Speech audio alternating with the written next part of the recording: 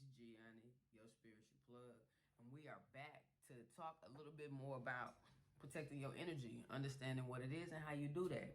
So today we are going to talk about what are chakras. All right. Now it's a real catchy term. You hear a lot about it. You know what I'm saying? Keeping your chakras aligned, making sure they open. You got your energy flowing, all of that. But what does that really mean? Okay. So we're just gonna do a quick deep dive, and then we're gonna hop right on back out. But your chakras are the energy centers that center in your body. All right. Now, the word chakra is a Sanskrit word, and it means a wheel or a disc or something that is in motion, circularly spinning, if you will, kind of like a vortex. Abraham Hicks talks about a vortex often, so you'll hear that come up again. But essentially, your chakras are energy vortexes, where they can suck stuff in and they can also move stuff back out because, again, they always are in motion. But it's these vortices that filter the energy of the environment that is around us. And then it begins to disperse in our body because we are energetic beings. And so when you have knowledge of this energy and you know the depth and the power of it because it's ancient. Like none of this stuff is new. We may be making new discoveries. We may be finally coming to places where this information is available to the public generally, especially with the rise of the internet.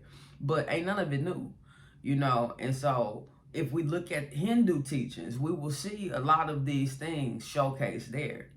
And we got 7 chakras, you know, 7 major energy centers in the body. That centers the physical body and that goes up through our core. So if we're gonna go from the top of our head and go down through the base of our abdomen, that is essentially where they reside, is in our core. And they run right along the midline. I'm pointing to my front because that's what you can see right now, but it might be a little bit better if you could see it from the back. But it's important to remember that our chakras are always interacting with each other. They are talking to each other. They are communicating, and they're not separate from each other. So, like the way that we look at music notes on a music scale, you can play them one by one, but when you play them together, they make a much more beautiful sound. You know, and so when we think in terms of chakras being the intense concentration of our energy, and each chakra carries its own energy around specific things, and we will get into that in the next video. But when we understand that this is happening within our entire system, then we also understand how important it is for us to make sure that energy is centered and is balanced so that we can make sure that we are in balance. And all that's about keeping our aura on track.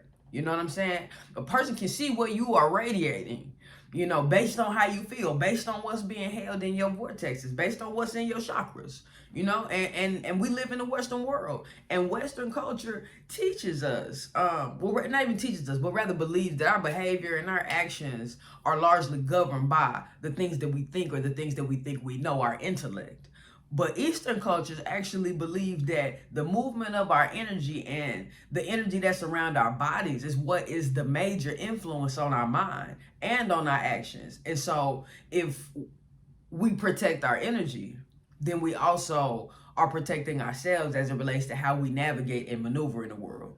Now, the other part of this is that these energy centers, because everything is energy, is another way that we connect to divine consciousness, right? Divine consciousness being the most high, the source, the one from which many come, right? That we are a part of. You know, and so because it is a source of divine connection, our bodies, these energy vortexes that exist in our bodies, it's important for us to know how to use that energy in order to be able to connect with source energy. So that's how we move into other practices like exercises and yoga and meditation and other healing techniques that focus in on balancing your chakras, opening the energy portals, making sure that there's flowing and not blockages. Because that's what these things help us to do, is get rid of those things.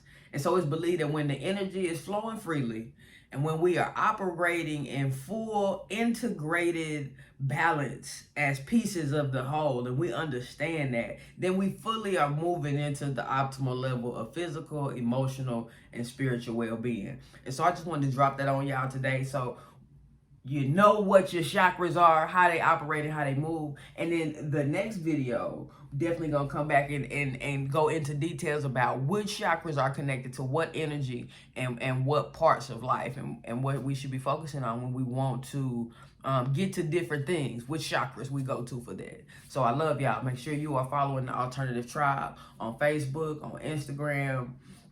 Make sure you following your spiritual plug, G, on Facebook and on Instagram. And also make sure you tapped into YouTube with G, your spiritual plug. We got more content coming to you. I love y'all. Make sure you keeping your vibe up and make sure you with your tribe for sure. So I see y'all next time.